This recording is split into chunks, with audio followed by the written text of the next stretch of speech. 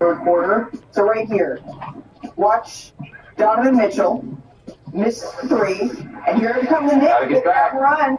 Get back. And at this point, that's why Monica had a follow through for the rest of practice. You got to get back. Yeah. Brunson spins. Going back to a reference we're talking about. Hits the tough fadeaway, and then they're now on a 15-0 run. Come on now. Like, don't discipline. You just said he's an NBA player. He is an NBA player. He shot 40% in the regular season. And his best bud controls every fourth quarter. Well, the fourth quarter big body are now. Big body. Big body. Big Hart and a little bump there. That's what it calls him there. You might be right, man. And then Hart drives. This is just a heat check at this point. Spins. I saw something that one. Big night here for Hart. Brunson, the Knicks. They take both games in the Gardens, and now they head to Cleveland with a 2-0 series lead. And rightfully so, we focused a lot here on Josh Hart. But Jalen Brunson has 14 assists. He was scoring in game one. It was all about the assists in game two. That is the most by a Knicks player in the playoffs since Charlie Ward in 1998. The last time New York had a player with more was Mark Jackson. That was back in 1992. So we've seen the scoring. Now, Kirk, we're seeing the assists of Big Body Brunson. Not only, hello world, not only do I look good, but damn it, I feel good. The energy is contagious out here in New York City. Look, I pulled up to Madison Square Garden last night. Shout out to my boy Show with the hoop strings. I saw my boy Joy, the Crack, the Dawn. Tracy Morgan was in the building. And you know who they was talking about? Me. You know why? Because I gave this man right here the nickname Big Body Brunson. And you know what he displayed last night? Greatness. Because he knew the game plan and he was prepared for it. So when he came into game two, knowing that he torched him in game one, he was expecting the trap. Here it is right here. They tried to put Dennis Schroeder on him, okay? Then freed it up. You got Max Strus. He called another guard-to-guard screen to get the mismatch with Donovan Mitchell. They sent two. He's ready for it. He gets off the rock. He's in the driving gap at the wing, and he knows what he wants to do. He wants to catch, drive, no hesitation. Watch my boy go to work. Not only does he drive, but great players do what? Make guys around him better. Career high last night in the playoffs, 14-6. Here we go again. Dennis the Menace, putting that on-ball pressure on him. It's all good. You cannot speed this man up because this is what he do. He's handling it. I don't even know what this defense is. I don't even know what it is. But I know he's seeing the whole damn floor. Watch this beautiful pocket pass to his boy Mikal Bridges for the nice 15-foot floater. Here's the deal. When you're great, you're able to get yours and you also live in the moment. Last night we saw him live in the moment in game two. He knew the trap, the double teams were coming. Career high 14 assists. Big Body Brunson was in the building. Someone gave me a towel. That was a heck of a breakdown. Danny,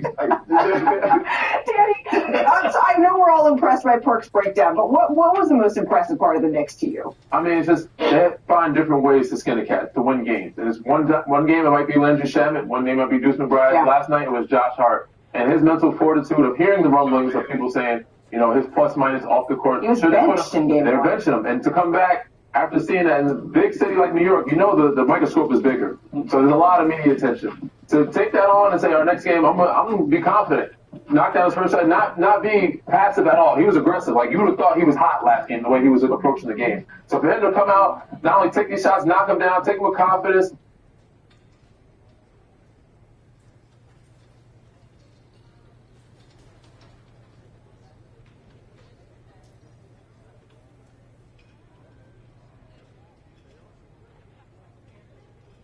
Make them pay, and also get them to pay, and defensively give deflections. He gave this team a huge plus in that momentum swing for them, and every night it's somebody different, but last night was his night. They played 12 playoff games. They won. Start the lock in. It's hard to make it legendary. Better than make it legendary.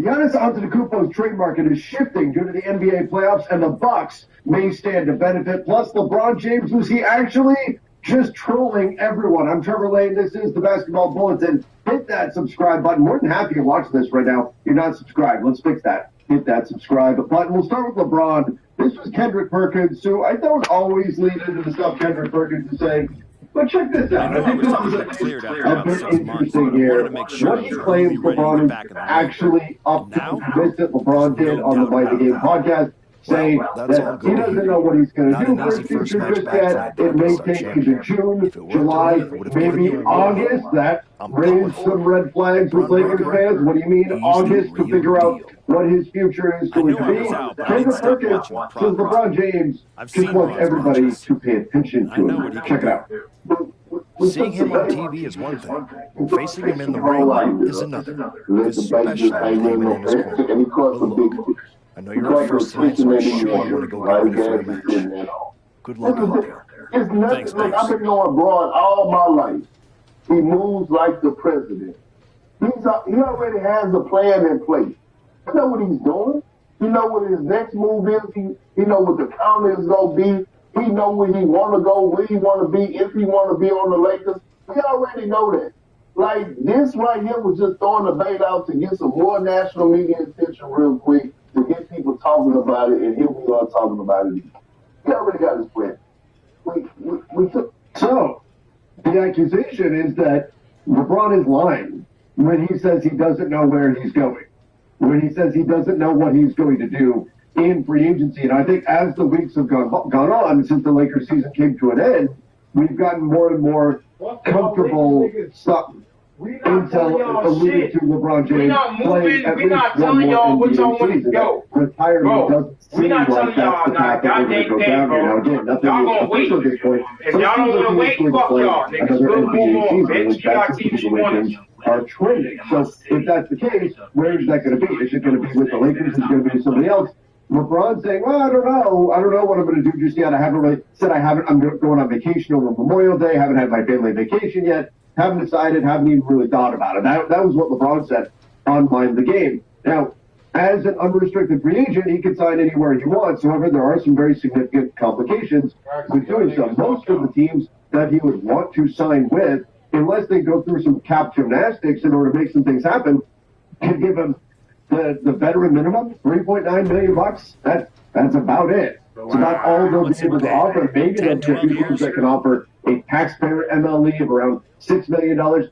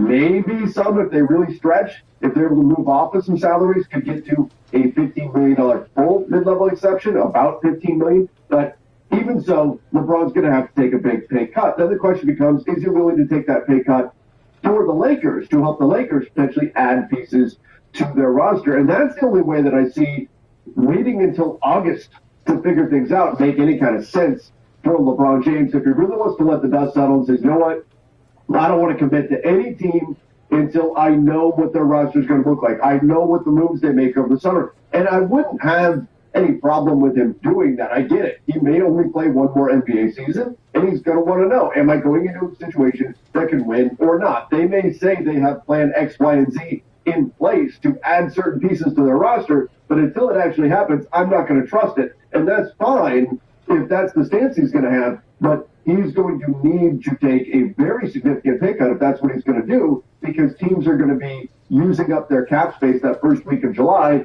if they even have cap space to use to begin with. Free agency is all but over come August. Now, if LeBron's willing to play for, obviously not $50+ million, if he's willing to take, seriously, a veteran minimum, if he's willing to take an exception or something like that, maybe that does give him the ability to wait until August in order to figure out exactly where he wants to sign and truly let the dust settle in free agency. But Kendrick Perkins saying, no, he doesn't need that time, that he already knows. He already knows exactly where he's going to go. Brian Windhorst had some stuff today, too, talking about that. We'll probably know really what LeBron's doing by the draft.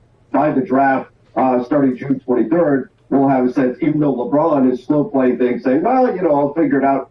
LeBron has a long history of putting pressure on organizations to make certain moves, to do certain things, doesn't want to sign off or give his stamp of approval till those things are done. The question is, who is he putting pressure on? Is it the Lakers to build out a better roster? He did say that the Lakers had a talent gap between themselves and the Thunder, or is it on another team to make the necessary moves in order to bring him in? He did like that post recently on Instagram showing him back in a Cleveland Cavaliers jersey. So this is going to be one of the big stories of the summer. But Kevin Perkins is saying, look, we already know.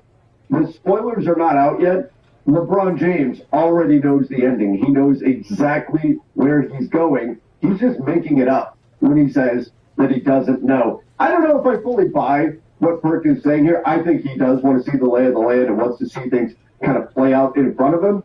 But LeBron is a very calculated guy, too, so I guess I wouldn't put it past him to already have a sense of what moves are coming in the NBA. Because let's face it, as much as, you know, you're not supposed to talk to anybody that's on another team in terms of tampering and all of that until the league year flips and it's, you know, July 1st and all of that. Let's face it, it happens. Teams are already lining up their moves and figuring out exactly what they're going to do when free agency kicks off, when the draft kicks off in just a few weeks. And that's why we get such a flurry of activity. And it's why the NBA offseason is the GOAT offseason in all of professional sports. It is so, so much fun. All right. So give me your thoughts in the comments. Do you think LeBron actually knows exactly what he's doing and is just lying to everybody? You're playing coy here when he says that he has not decided and hasn't even really thought about it just yet. Now, the Giannis Antetokounmpo trade market is another big, perhaps these are probably the two biggest stories of the summer right now. Giannis Antetokounmpo, the trade market there, and LeBron James, the number one free agent, even at 41 years old, that's out there. But Giannis's trade value may have just shifted in a big, big way. I'm going to get to that in just a moment. First, a quick shout out to our sponsor, and that is PrizePicks. You guys can check them out. Use code HMA, play $5, get $50 instantly over on PrizePicks. I'm going to make some selections for tonight's games. I'm still leaning into Steph Castle, more than 12.5 points. I'm going to go there. I like that one a lot. And then, you know what? It's just such a high number. I'm not saying he can't do it, but I don't know if the Thunder need SGA to put up 30.5 points. He absolutely can, obviously, but we look, 4 of the last 5 games in the playoffs, he hasn't done it. He hasn't done it in either game against San Antonio yet.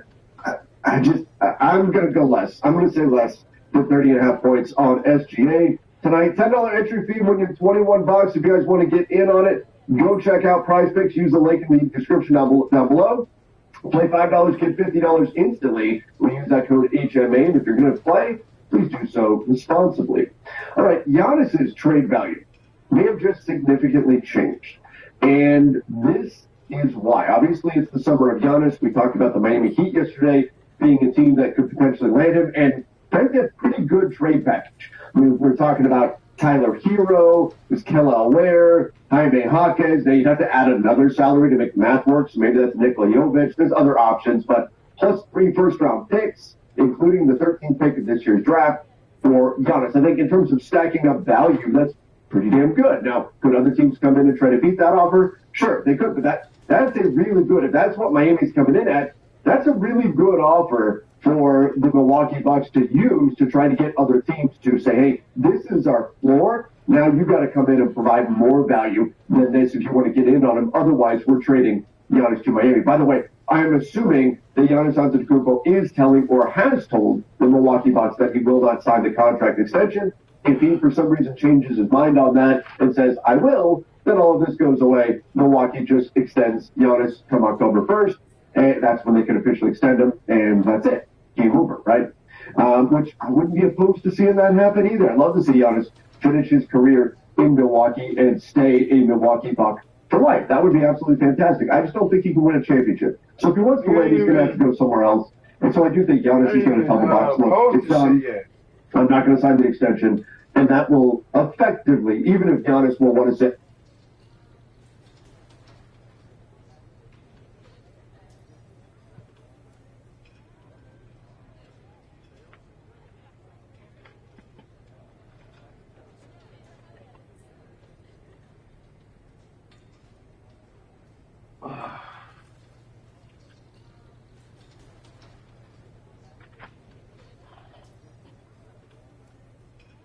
well, I didn't do it.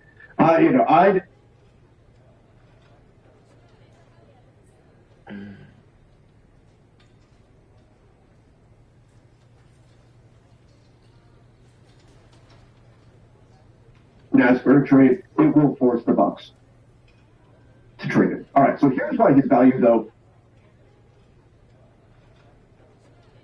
is changing and in a positive way for Milwaukee. Because, according to Sam Amick, whose report talked to several executives around the NBA, it's because of Wemby.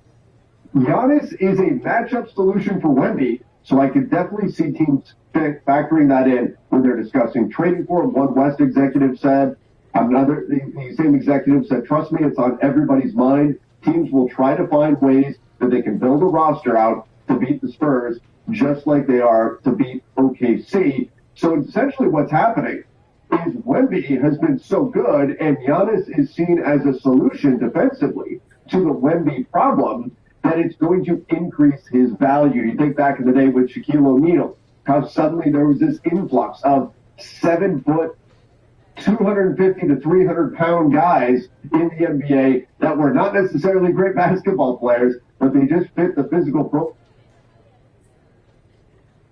Something like that. Good to see you. In any event, you got it.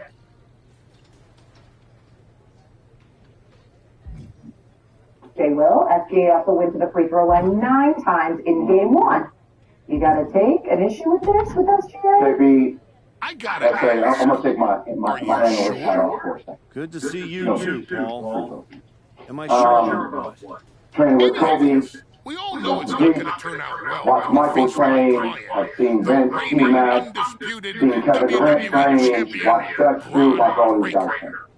A lot's changed since you left One of the WWE. things that's very hard for me as a fan, and a person that loves and respects this game, So do is yourself a favor. the amount of time that I watch SBA And go look for a call because I'm telling you, has made me think promising differently you, about it. this is the Because I know what's going to beginning happen. of the end. What happens is when they win, Hell, you're on your 3rd client since I left. But here's the thing. I'm not going anywhere. I do belong here. And you'll realize that when I defeat your latest Paul Heyman guy tonight. Things could have been so much different between you and me. You could have been my Paul Heyman guy, my champion. But you turned down my offer. For what? To heal? or to hide. We all know you were cleared a long time ago, and you chose not to come back. Was the extra time off worth it? Giving up the opportunity to work with the greatest mind in the business while you sat on the sidelines watching the industry pass you by? I think everything happens for a reason. Oh, I agree. And what's going to happen tonight is your comeback will be the shortest of all time. And the reason will be Braun Breaker. That's not a prediction. That's a spoiler.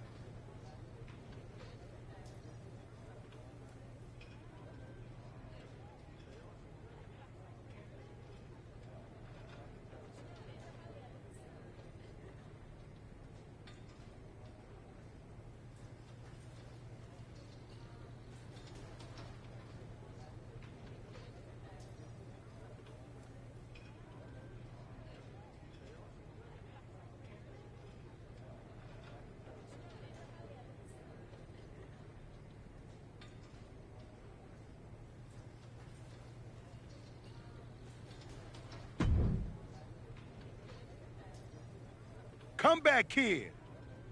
Prodigal son. Yeah, look at you. Rolling up in here like royalty. Jacob Fatu. Congrats on the big title win last night. Of all the people I've seen come into WWE while I've been gone, I don't think anyone else has made the impression you have. Nobody has. Because when God made me, he broke the damn mold. I'm all gas, no brakes with it. That's why I brought this Intercontinental Championship home to the family last night at Mania. When I won the IC title, that lit the rocket under my career. Must still be burning if they handed you a title match just for clocking in, huh? I won this, but everybody's talking to me about, oh, Fatu, you see the archetype is back? Fatu, you see he's making a comeback against Braun for the WWE title? Fatu, you think he's gonna win?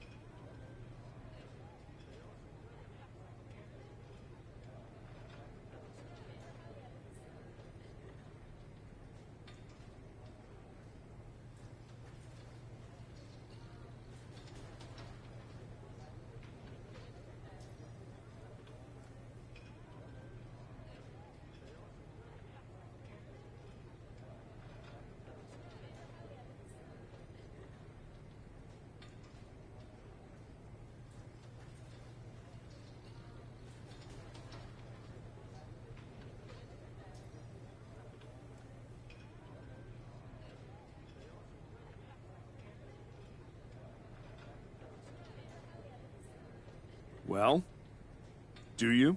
It don't matter if you win. Let me guess. You're quick. I'm gonna win the WWE title later tonight, so I guess we won't find out. Until you step up to the big boy belt.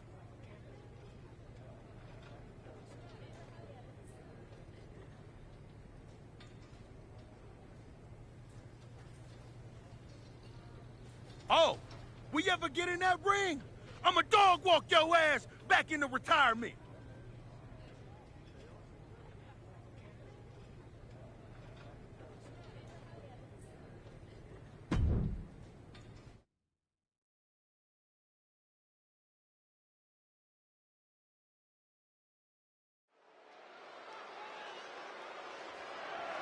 The following contest is scheduled for one fall and is for the undisputed WWE Championship.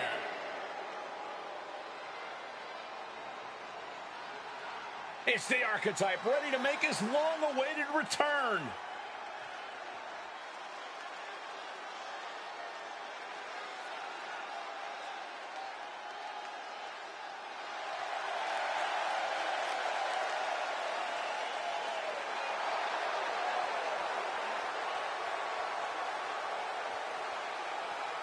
I've been in his shoes before.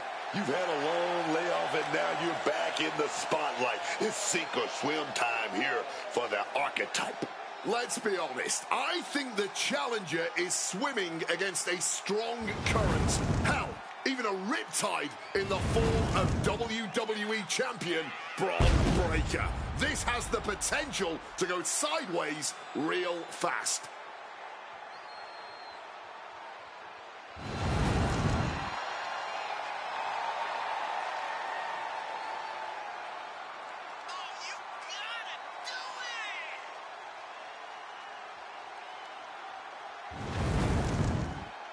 It's time to find out if the Archetype is ready for this moment.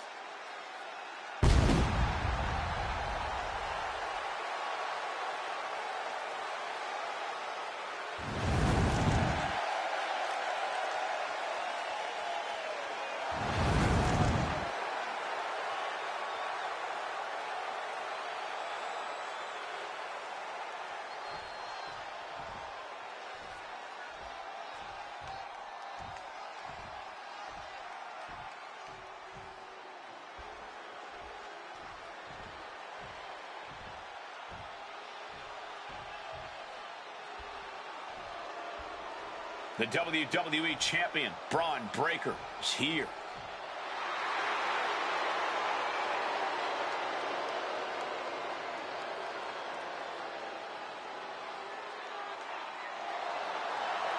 All measurables aside, there's one intangible that Breaker has that the Archetype does not. Paul Heyman. You can't put a value on what Heyman brings to the table. I'd be surprised if Braun will need any help here tonight, but if he gets caught off guard, he has that fail-safe. The Archetype has no answer for that.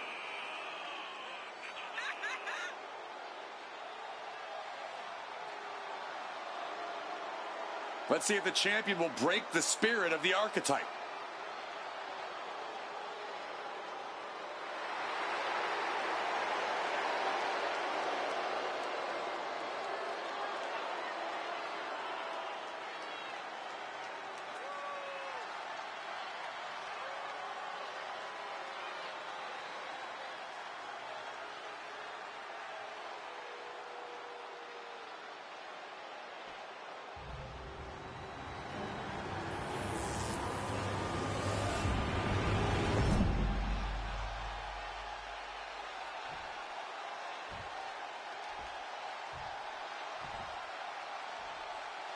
Introducing the challenger from New York, weighing in at 228 pounds, the original gangster, the One.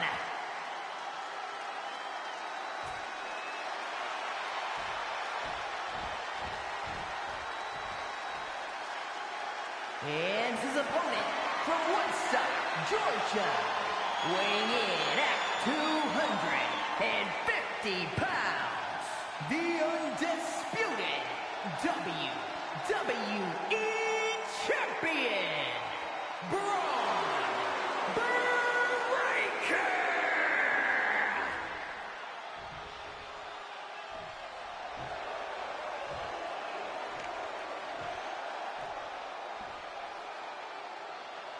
Not going to be any question about who's champ after this.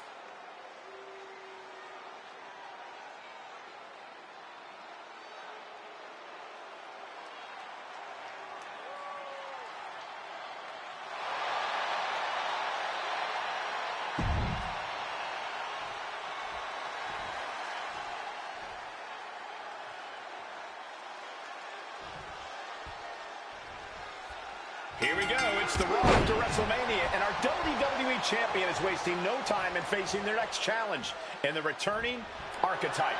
This is a match we thought we would never see, let alone witness, just one night after the showcase of the Immortals. Credit to Paul Heyman's got Braun Breaker. He doesn't dodge any challenge. You just better hope that doesn't catch up to him tonight.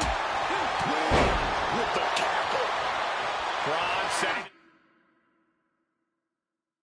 himself up top. From the top. Elbow drop. Good Lord. Tremendous impact. What a move by the champion. Tossing him aside. The champ creating some distance with that move. Paul Heyman's client, Braun Breaker, is defending his WWE Championship against the returning Archetype in a showdown worthy of next year's WrestleMania. Right now, on Raw, calculating the next move here. Launch face first. Stalking in now. He could be looking to put him away. Oh, and it's reversed. Ooh, the forearm connects. Oh, bullseye. Pumped up in the corner now. He's got the WWE Universe behind him and willing them into giving him a boost here. And now taking the chance to go to the outside, get a little bit of distance. Oh, pop rocks, pop rocks. It's those kind of maneuvers that can threaten a championship tonight.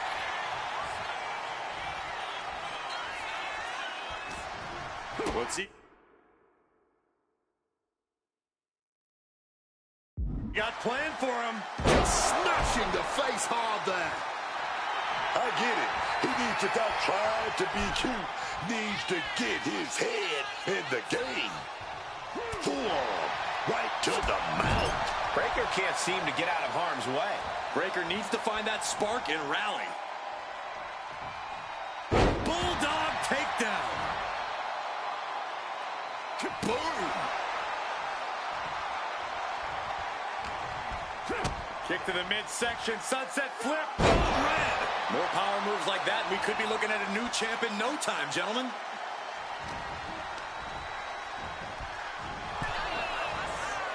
Oh, man! Boom! Going outside. What's he got planned here? He just saved himself there. He'll make his way to the ring. Enzuigiri finds its mark. Deadlift. Look at the power here. Into a German suplex. Talk about intimidation. I'm not sure if it's resilience or stupidity that's going to drive you to try and come back from a move like that. Getting out of harm's way. Heading to the outside now. Heading back into the ring now. With a lariat. Merciless kick to the back right there. Breaker out forward there. Boom! He's able to reverse it. And he manages to escape just in the nick of time.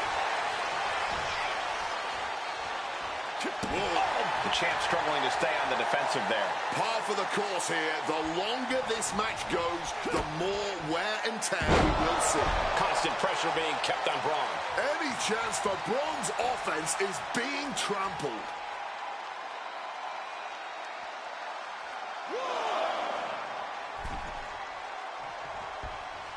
Big forearm. Braun fires back. Now Breaker looking for some momentum. Yeah, Breaker's survival instincts are taking over. Have you ever seen a human being tossed like that? I honestly can't believe we just saw a human being tossed like that. Finds a counter for Breaker. Enzuigiri finds its mark. You still think the Archetype is swimming upstream, Wade? He looks great, but he better stay focused here. Look out. Breakensteiner from the top rope. Like I was saying. And the Archetype may be hurt. Here we go. Spear! Breaker nails the spear! That's got to be it. Braun Breaker has successfully defended his WWE Championship, turning back the Archetype with relative ease. This wasn't the comeback the Archetype had hoped for, to say the least. And now he's going to be asking himself a lot of hard questions. Braun's about to put an exclamation point on his WrestleMania weekend. The Archetype just hit the floor with a sickening thud. Well, if it wasn't clear already, it's officially a new era in WWE. The Archetype is a thing of the past, and Braun Breaker reigns supreme. I'm not sure how the Archetype is going to regroup from this. He might not regroup at all.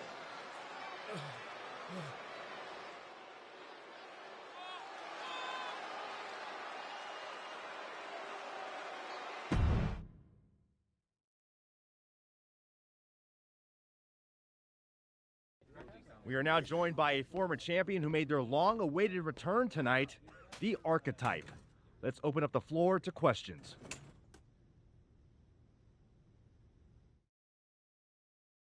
Let's start off in the front row. Thank you. Marcus Brown from the Wrestling Spectator. I wanted to know how you're feeling after that match.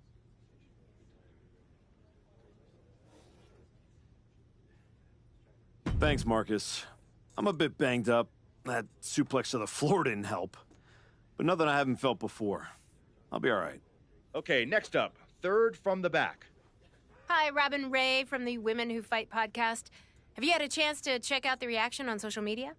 I've been in the trainer's room for the past 2 hours, so no, I haven't. Why? What's going on? You're currently the #1 trending topic worldwide. Oh, here we go. One post reads, and I quote, "The Archetype is like a fast food burrito. You haven't tried it in a while, so it sounds like a good idea, but it's a sloppy mess, leaves you feeling unfulfilled, and then exits in a hurry."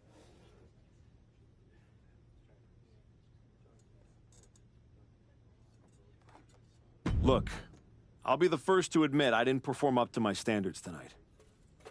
Am I disappointed? Of course. But I'm not going to let one bad match define me. We have time for one more question. Robert, you were next?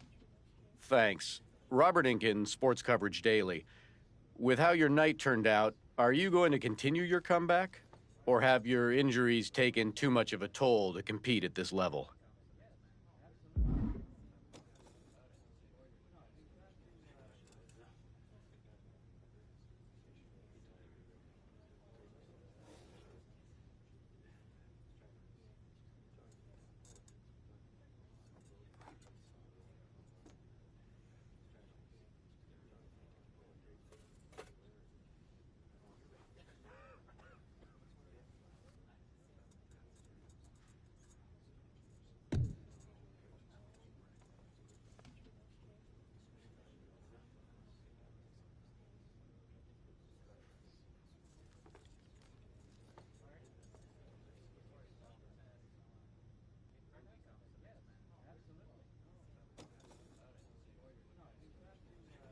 I think a lot of people are wondering the same thing, so I'm glad you asked that. Here's my response. I will not give up that easily. All that negativity, it's fuel. I am going to use every negative post, every negative comment from the crowd, the locker room, the media. I will use all of that negativity to fuel my comeback. I will train harder than I have ever trained before. I'll be the first to show up and the last to leave. I refuse to go out like this. I refuse to let my fans down. I refuse to let myself down. So I'm going to take a step back, reassess. And the next time you see me, the real Archetype will be back. Thank you. Ladies and gentlemen, the Archetype.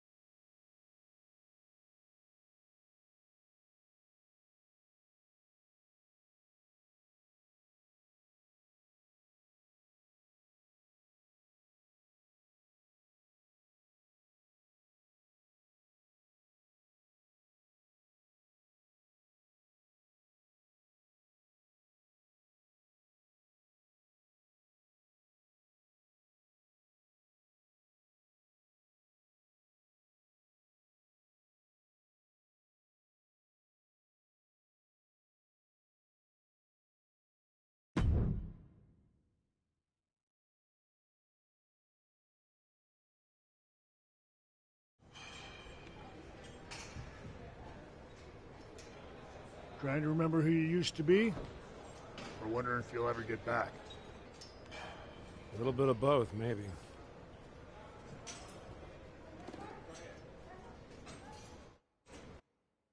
The place looks nicer than I remember.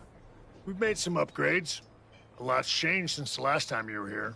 Don't have to tell me that. Yeah, I saw your comeback match. I saw the press conference, too.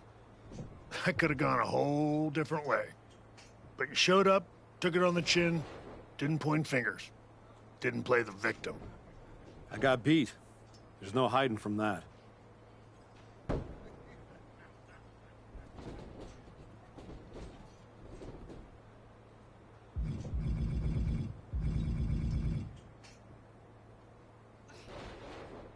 But hey, everybody loves a comeback story.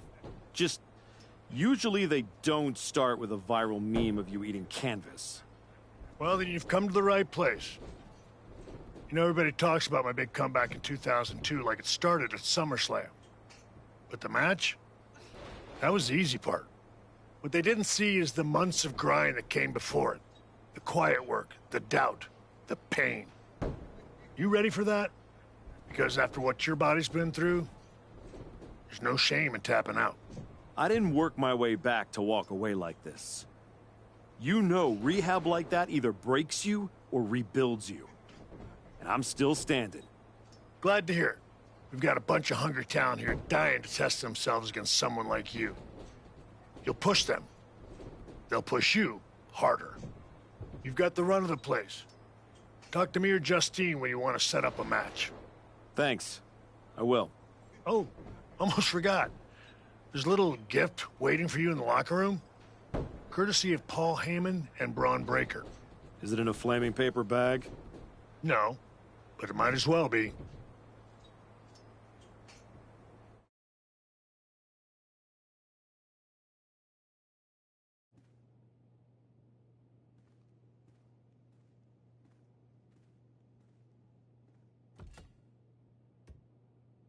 All right.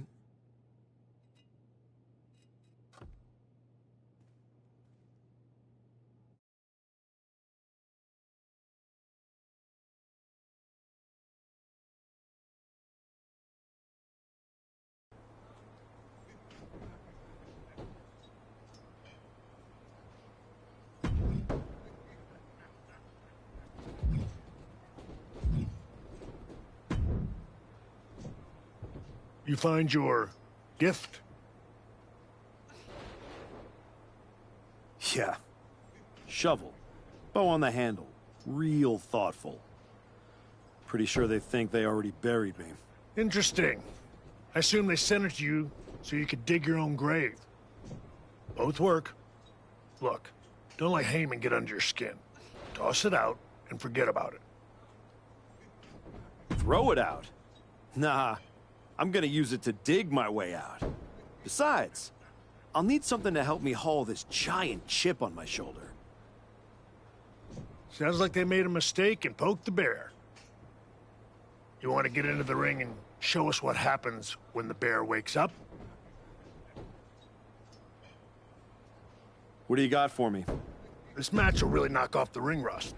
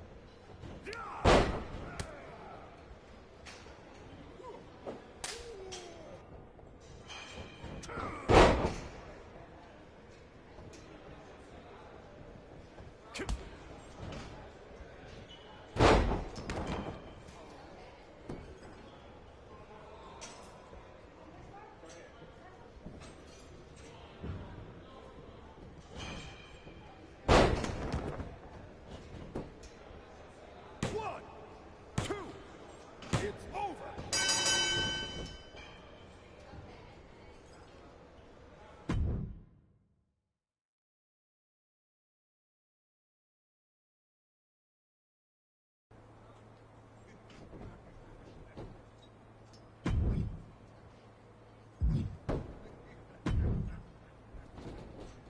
Well, look what the cat dragged in. Last time. Something like Hey. says. Hey, she's... And how'd that? Yeah. What do you got? I know you don't want to be here forever.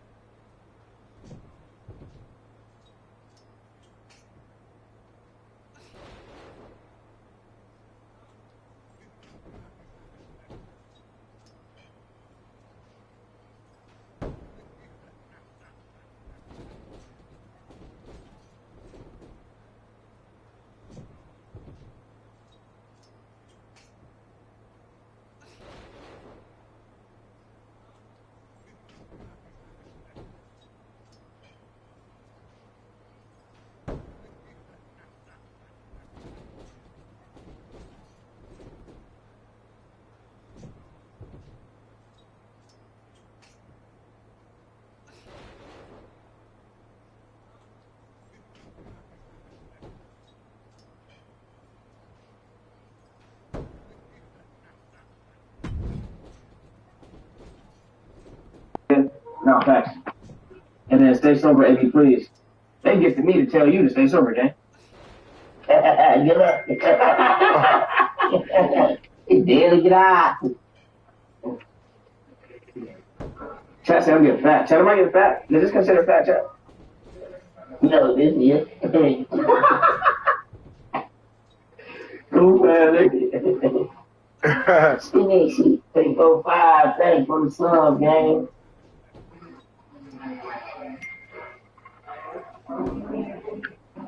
Oh, no, this regular lemonade. Yeah. It's a G next fight at 180. Chat, how much I think I win? I am a little thick, too. Armenian Rob, what up, Pat? Let's get a roll call for these niggas very quick. Let's get a roll call. TJ, TJ, KL, Cameron, Kersey, what it do? Juice Drinker, Texas 713, what's up? Trophy, ATG. Mandy, what up? Hitting the rise. Matty, what up? Manny K, cool, 123, what up? 4. Hey, nigga on the burner watching. Manny up, nice. What up? Dawn? Switch. That's that. Pat, go there. Got name call ready. Mr. Retakes. Hey, all my niggas in here. Shout out to y'all niggas, man. Marshall. Dead homies. Hey, look at them dead homies. Nigga Memphis, man. Thanks for the 500 kicks. Blackout verse. Fuck what you gang. Sir Licks. Barely get out. Yeah, let's take a bit W stream no chat. Today we got Sauce Walker. We got Sauce Walker about the, you know what I'm saying? There's another motherfucking Texas. You know what I'm saying? What do you say? What do you say?